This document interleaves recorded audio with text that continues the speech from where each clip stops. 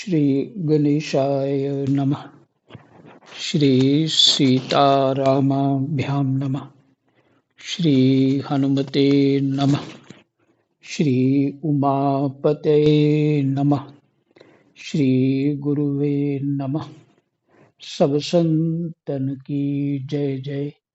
जय जय सीताराम। राधे श्याम।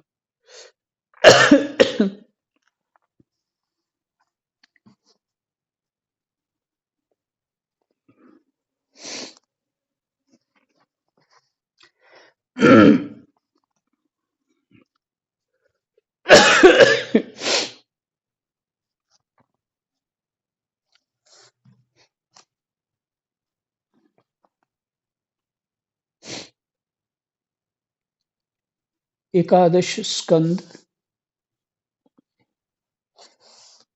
चौथा अध्याय, भगवान के अवतारों का वर्णन।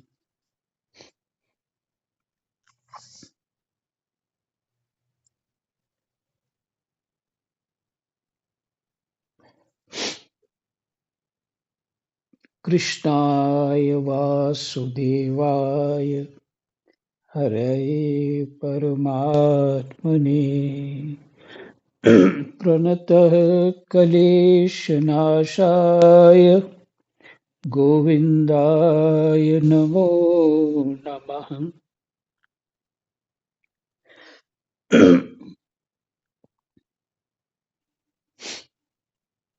तो भगवान नर नारायण ने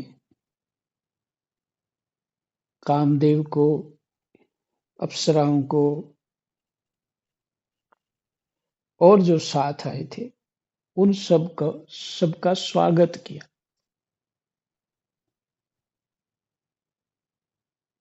और कहा डरो मत।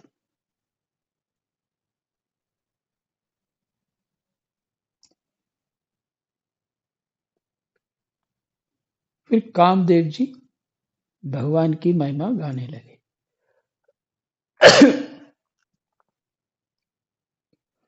उसी में कहते हैं, जब कामदेव बसंत आदि देवताओं ने इस प्रकार स्तुति की, तब सर्व शक्तिमान भगवान ने अपने योग बल से उनके सामने बहुत सी ऐसी रमणियां प्रकट करके दिखलाई।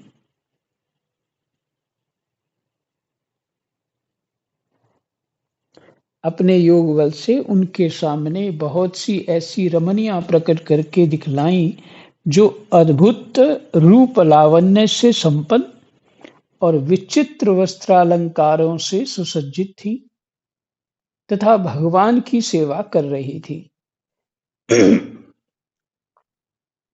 जब देवराज इंद्र के अनुचरों ने उस लक्ष्मी जी के समान रूपवती स्त्रियों को देखा,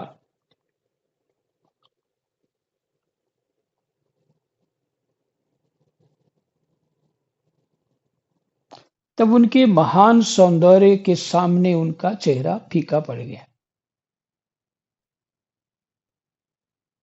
जो भगवान ने अपने संकल्प से प्रकट कर दी,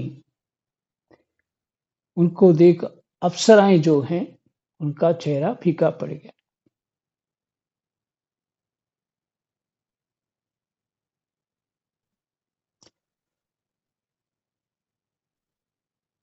वे श्रीहीन होकर उनके शरीर से निकलने वाली दिव्य सुगंध से मोहित हो गए, जो भगवान ने प्रकट की थी।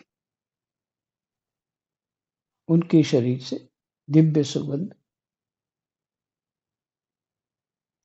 अब उनका सिर झुक गया। देव देवेश भगवान नारायण हंसते हुए से उनसे बोले, तुम लोग इनमें से किसी एक स्त्री को जो तुम्हारे अनुरूप हो ग्रहण कर लो। वह तुम्हारे स्वर्गलोक की शोभा बढ़ाने वाली होगी। बहुत सारी प्रकट करी, पर एक ले जा सकते हो।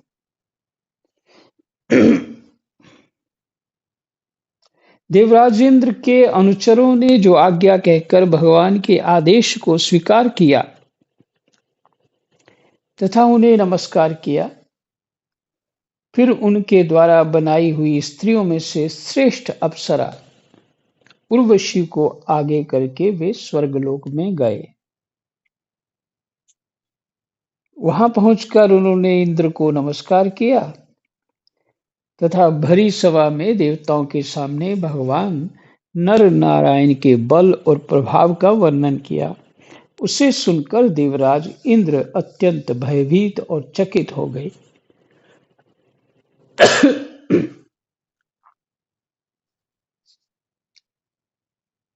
महर्षि कर्दम जी ने भी अपने संकल्प से एक विमान जो है प्रकट कर दिया। उनकी सेविकाएं, उसमें रहते हुए लोग भी, नदियां भी, पहाड़ भी, पशु पक्षी, सब तरह के जो रमणीक स्थल हैं वो सब प्रकट हो गए इस विमान में।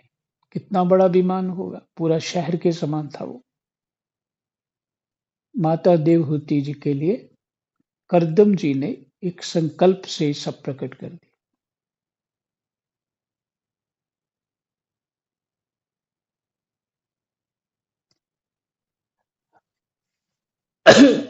तो नर नारायण भगवान तो पूरी सृष्टि को उत्पन्न कर सकते हैं।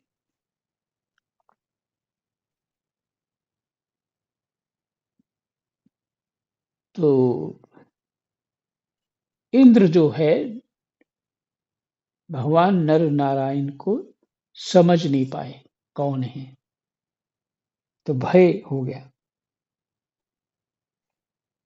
भगवान विष्णु ने अपने स्वरूप में एक रस स्थित रहते हुए भी संपूर्ण जगत के कल्याण के लिए बहुत से कलावतार ग्रहण किए हैं। विदेहराज महाराज निमि को बोला, विदेहराज, हंस, दत्तात्रेय, सनक, सनंदन, सनातन, सनत कुमार और हमारे पिता ऋषभ के रूप में अवतीर्ण होकर, नवजुगेश्वरों के जो पिता हैं ऋषभ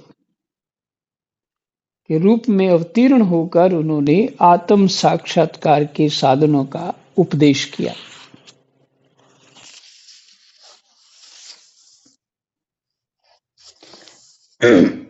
हे राम, उन्होंने ही हयग्रीव अवतार लेकर मधुकेटव नामक असुरों का संहार करके उन लोगों के द्वारा चुराए हुए वेदों का उद्धार किया।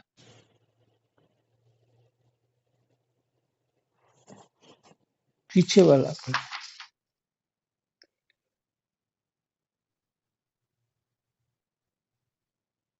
भगवान विष्णु ने अपने स्वरूप में एक रस स्थित रहते हुए भी, भगवान तो सदा एक रस रहते हैं। मानव के थोड़ा अनुभव करने के लिए, बताने के लिए कह रहा हूं। दृष्टांत है एक प्रकार से। जब हम गहरी निद्रा में सो जाते हैं तो कितना सुख होता है और एक रस होते हैं उस समय हम। उस निद्रा में डूबे होते हैं, ये वो है एक रस।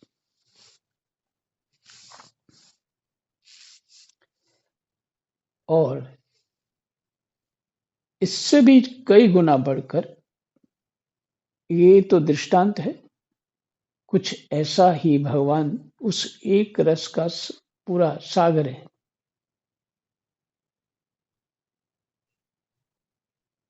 सागर एक दृष्टांत दिया, सागर तो कुछ नहीं उनके सामने। यदि अनेक अनेक ब्रह्मांड भगवान के एक रोम रोम से प्रकट हो जाते हैं एक सागर की क्या, एक आधी से भी चौथाई बूंद भी नहीं होगा। लेकिन एक दृष्टांत दे बता रहा हूं कि जितना सुख हमें गहरी निद्रा में होता है और फिर उसके बाद हम जाग के ये विचार करते हैं, कितनी अच्छी नींद आई थी,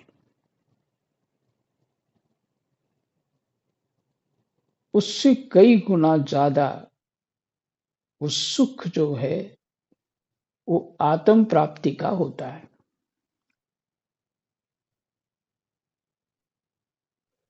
और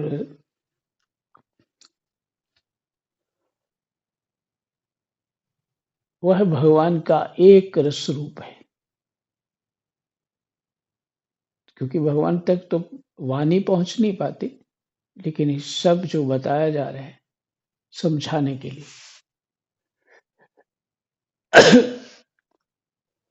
ऐसे भगवान जो हैं,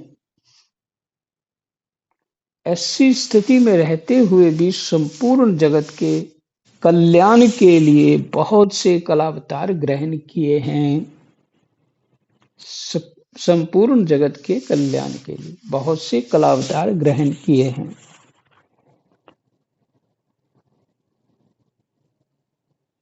कलावतार मैंने अंशावतार कह सकते। विदेहराज हंस दत्तात्रेय विदेहराज कहा राजा को, और अवतार कौन सा पहला, हंस, फिर दत्तात्रेय, और जो सनक, सनंदन, सनातन, सनत कुमार, ये दिव्य मनुष्य हैं।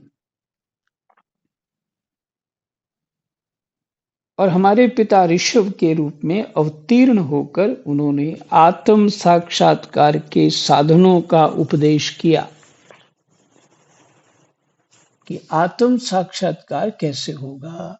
ऋषभ भगवान ने उपदेश किया, ये राजा थे।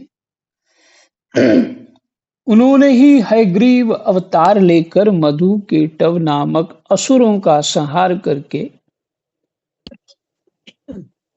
उन लोगों के द्वारा चुराए हुए वेदों का उद्धार किया। प्रलय के समय मत्स्य अवतार लेकर उन्होंने भावी मनु सत्यव्रत पृथ्वी और औषधियों की अर्थात धान्य आदि की रक्षा की, और वराह अवतार ग्रहण करके पृथ्वी का रसातल से उद्धार करके समय रसातल से उद्धार करते समय हिरणाक्ष का संहार किया। कूर्मावतार ग्रहण करके उन्हीं भगवान ने अमृत मंथन कार्य संपन्न करने के लिए अपनी पीठ पर मंदराचल धारण किया, और उन्हीं भगवान विष्णु ने अपने शरणागत एवं आर्त भक्त गजेंद्र को ग्रह से छुड़ाया।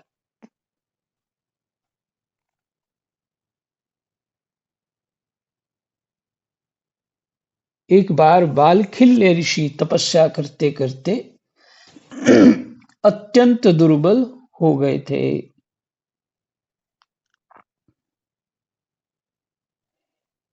वे जब कश्यप ऋषि के लिए समाधि ला रहे थे, राम राम, समिधा ला रहे थे, हवन की सामग्री की जो लकड़ियां उसको समिधा कहते,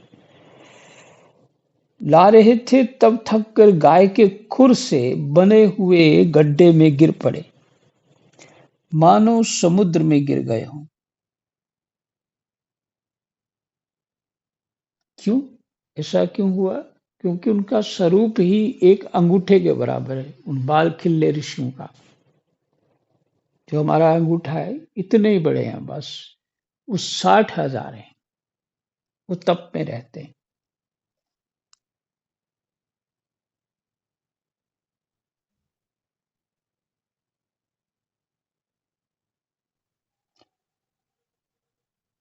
तब थक कर गाय के खुर से बने हुए गड्ढे में गिर पड़े, मानो समुद्र में गिर गए हों।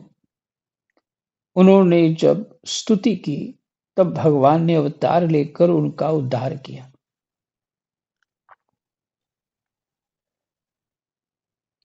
वृत्रासुर को मारने के कारण जब इंद्र को ब्रह्म हत्या लगी,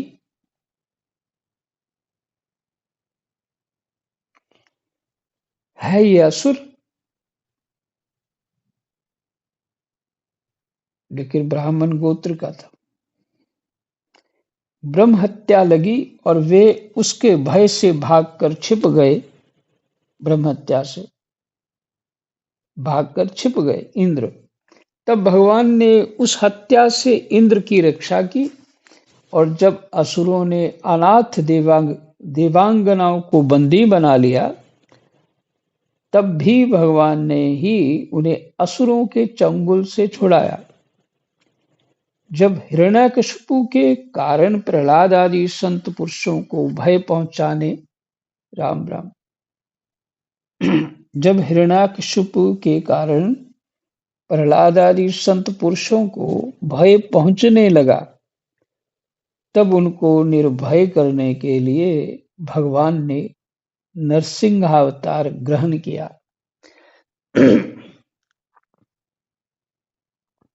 और हिरण्यकशिपु को मार डाला। उन्होंने देवताओं की रक्षा के लिए देवासुर संग्राम में दैत्यादि दैत्यपतियों का वध किया।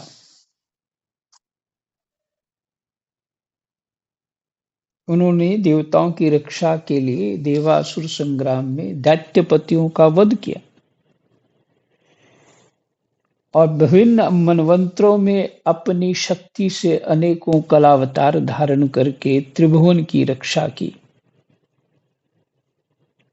फिर वामन अवतार ग्रहण करके उन्होंने याचना के बहाने इस पृथ्वी को दैत्यराज बलि से छीन लिया और अदिति नंदन देवताओं को दे दिया।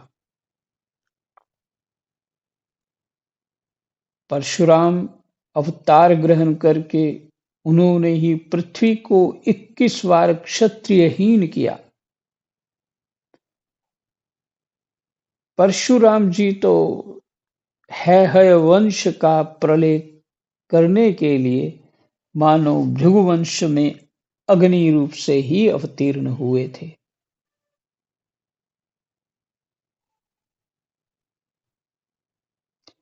उन्हीं भगवान ने रामावतार में समुद्र पर पुल बांधा एवं रावण और उसकी राजधानी लंका को मटियामेट कर दिया।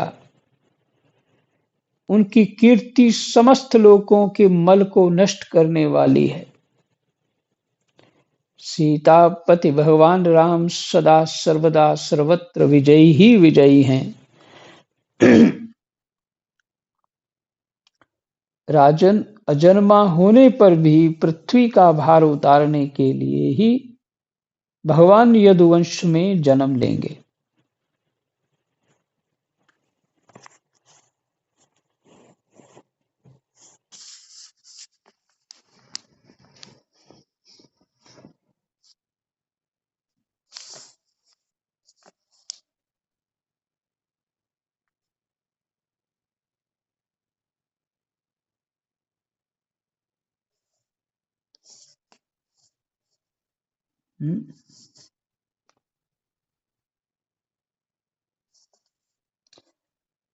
और ऐसे ऐसे कर्म करेंगे जिन्हें बड़े बड़े देवता भी नहीं कर सकते।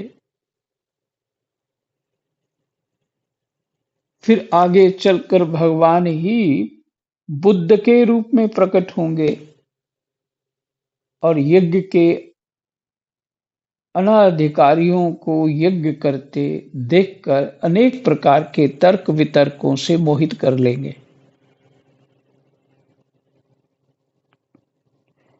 यज्ञ के अनाधिकारियों को यज्ञ करते देखकर, यज्ञ का अनाधिकारी अधिकारी है नहीं उस चीज का। यज्ञ वही कर से तर्पण इत्यादि सारे नियम जो अपने गायत्री मंत्र पूरा करते हैं, जो नियम होते एक ब्राह्मण के, यज्ञ पवित्र के पूरे पालन करना, पवित्रता का करना, स्वाध्याय करना, शिक्षा देना और शिक्षा लेना, दान देना और दान लेना, ये कर्तव्य है ब्राह्मण का। तो अगर ब्राह्मण ऐसा नहीं है तो बस कभी कभार पैसे मिल गए, यज्ञ कर लिया, करवा दिया तो ठीक नहीं है, क्योंकि वो संध्या तर्पण इत्यादि जो नियम है वो करता ही नहीं है, तो उसका किया हुआ कर्म निष्फल ही होता।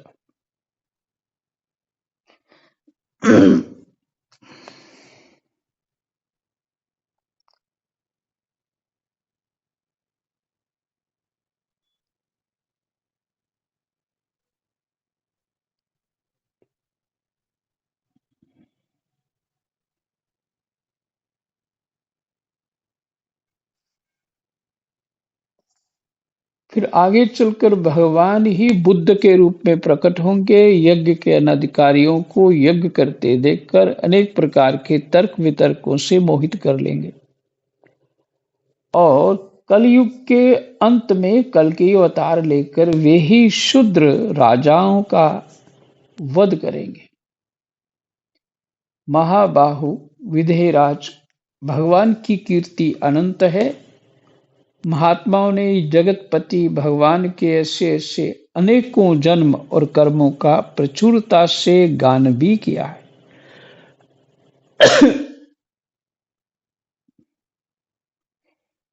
हमारा चौथा अध्याय विश्राम हुआ।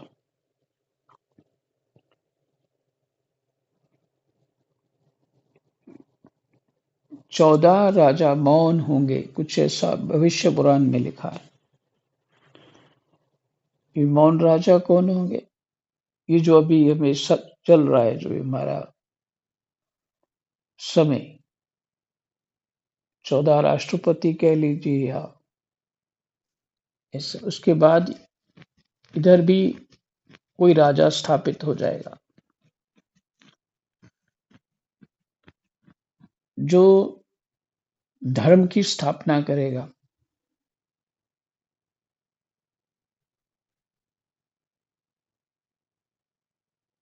और शंकराचार्य के अनुसार पूरी दुनिया की लगभग 1/4 आबादी जो है, माने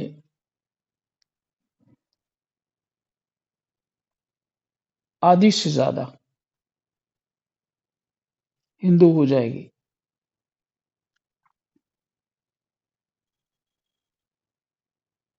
कि सनातन का समय आ गया।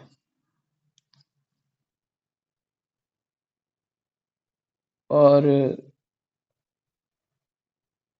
अभी जो कई भूचाल इत्यादि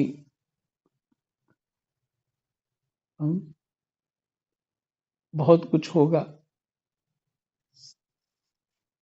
और उसके बाद इस सब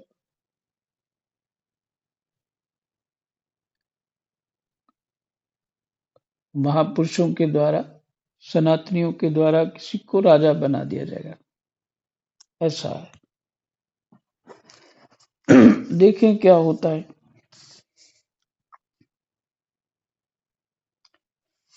समय कितना हुआ अभी? और 5-7 मिनट हैं। 5वां अध्याय, भक्तिहीन पुरुषों की गति और भगवान की पूजा विधि का वर्णन।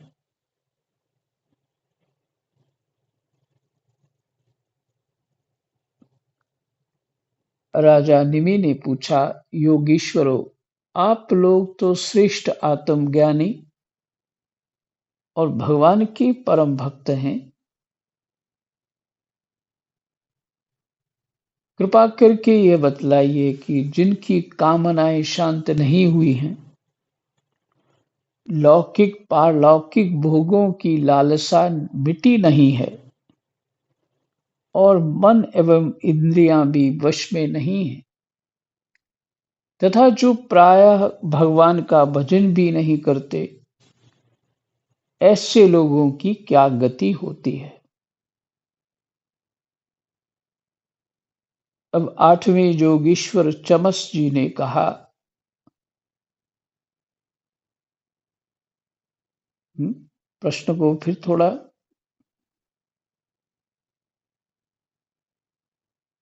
कह दिया जाए। कृपा करके ये बतलाइए कि जिनकी कामनाएं शांत नहीं हुई हैं, लौकिक पारलौकिक भोगों की लालसा मिटी नहीं है और मन एवं इंद्रियां भी वश में नहीं हैं, तथा जो प्रायः भगवान का भजन भी नहीं करते, ऐसे लोगों की क्या गति होती है।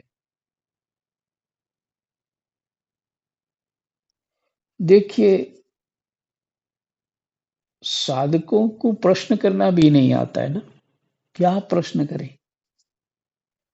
इसलिए शास्त्र का अध्ययन अनिवार्य है। तो ये सबकी स्थिति है जब ये प्रश्न किया है। तो प्रश्न होगा तो उत्तर मिलेगा ना, क्योंकि बिना अध्ययन के जीव जो है सिर्फ यही सोच लेता कि बस भजन साधन करूंगा, भगवान प्रकट हो गए, बस मुझे ले जाएंगे अपने घर।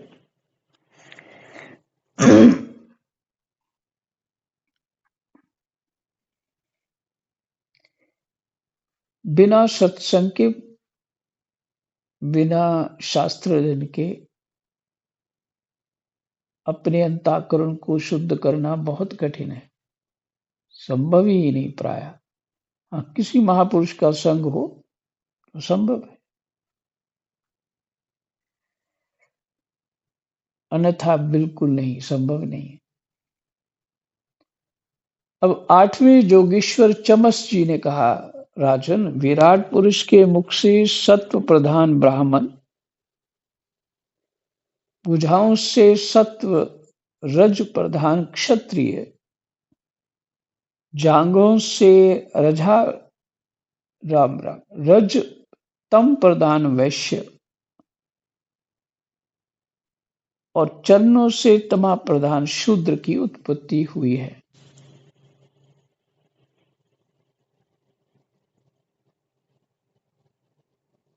क्षत्रिय जो है रज सत्व रज प्रधान है, ब्राह्मण पूर्ण सत्व प्रधान है, जांघों से रज और तम प्रधान, मैंने जो वैश्य होते हैं, व्यापारी होते हैं, और चरणों से तमा प्रधान शूद्र की उत्पत्ति हुई विराट पुरुष के मुख से।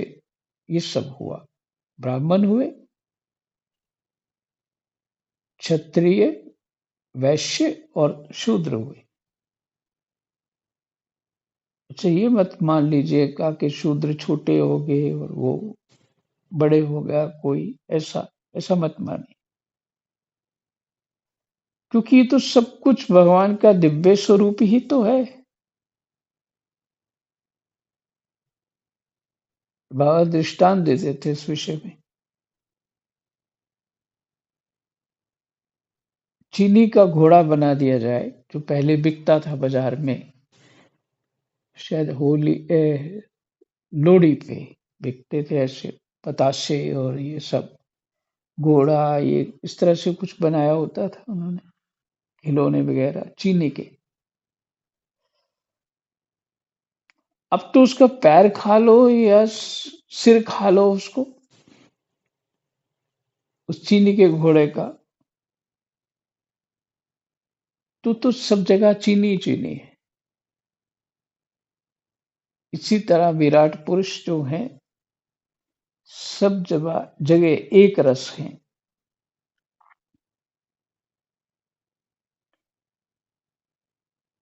लेकिन जो कार्य सबके अपने अपने हैं। और न्यून और अधिक समझना जो हम मान लेते हैं, न्यून और अधिक, किसी को अधिक मान लेना और न्यून मान लेना, ये बिल्कुल उचित नहीं है। हाँ, व्यवहार वैसे ही करना पड़ेगा। जो हाथों से व्यवहार करते हो वो पैरों से नहीं कर सकते।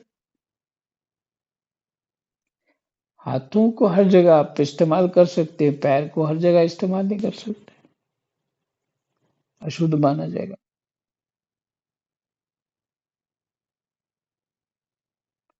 इसी यही दृष्टांत है, लेकिन तत्व दृष्टि से सभी परमात्मा रूप हैं। तो व्यवहार करने के लिए ये कल्पना है चारों जातियों की।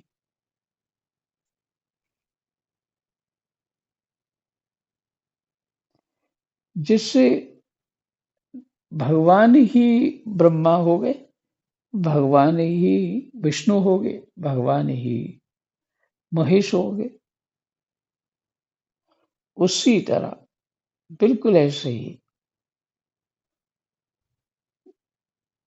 भगवान ही ब्राह्मण हो गए, भगवान ही क्षत्रिय हो गए, भगवान ही वैश्य हो गए, तो भगवान ही शूद्र हो गए। लेकिन प्रकृति का आश्रय लेना पड़ेगा ये व्यवस्था चालू करने के लिए। ब्राह्मणों को सत्व गुण अधिक बढ़ाना ही चाहिए, क्योंकि विचार और विवेक की आवश्यकता है। और क्षत्रिय को भाव प्रधान होता है, क्षत्रिय सत्व और रज, ये दोनों मिक्स जब मिल जाते हैं तो क्षत्रिय। और फिर रज और तम, लेन देन व्यवहार, जो कमाना इत्यादि है, व्यापार करना, इसमें बुद्धि रखनी पड़ती है कमाने की, जिसमें रजोगुण और तमोगुण होता है। बस कमा लो, किसी जिससे भी कमा लो, बस ये तमोगुण होगा तभी तो ये कोई कर पाएगा। सत्वगुण होगा तो नहीं नहीं भाई, मैं किसी से ज्यादा पैसे नहीं ले सकता। तो व्यापार जो है तमोगुण चाहिए।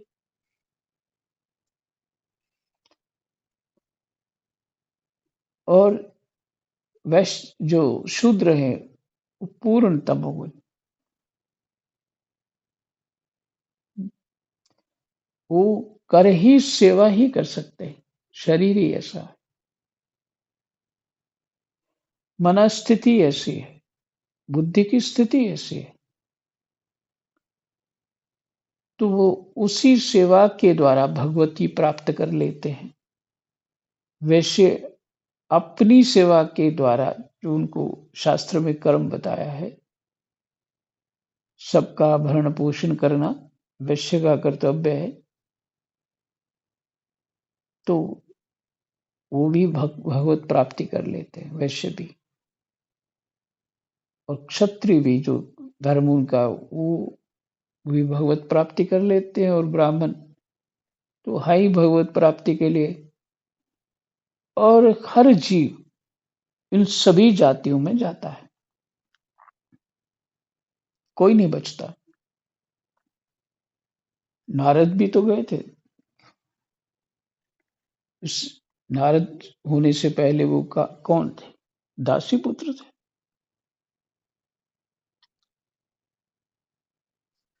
समय दे। हम्म।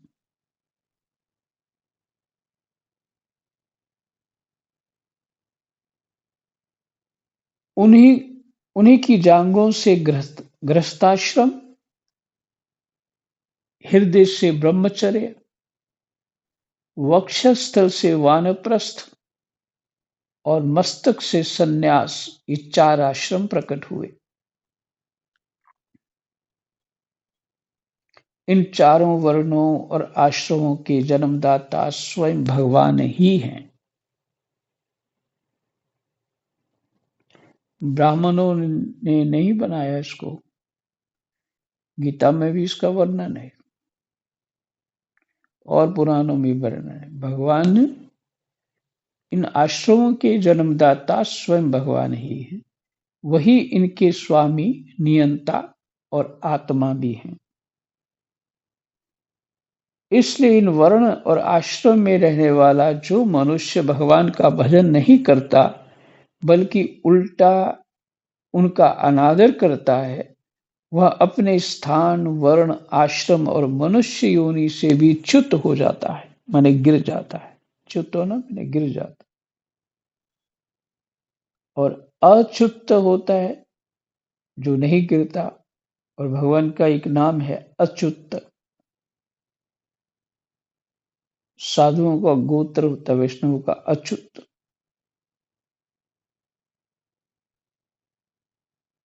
उसका अधःपतन हो जाता है जो अपने वर्णाश्रम धर्म का पालन नहीं करता।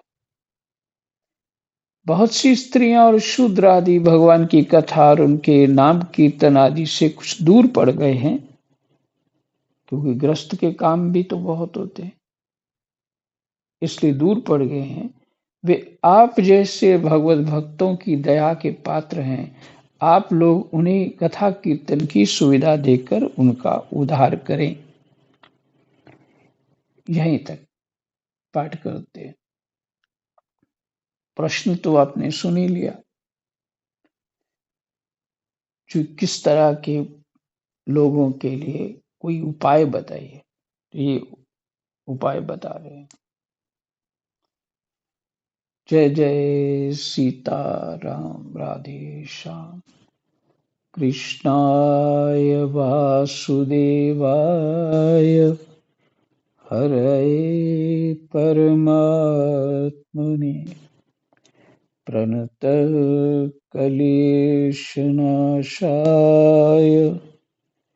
गोविन्दाय नमो नमः।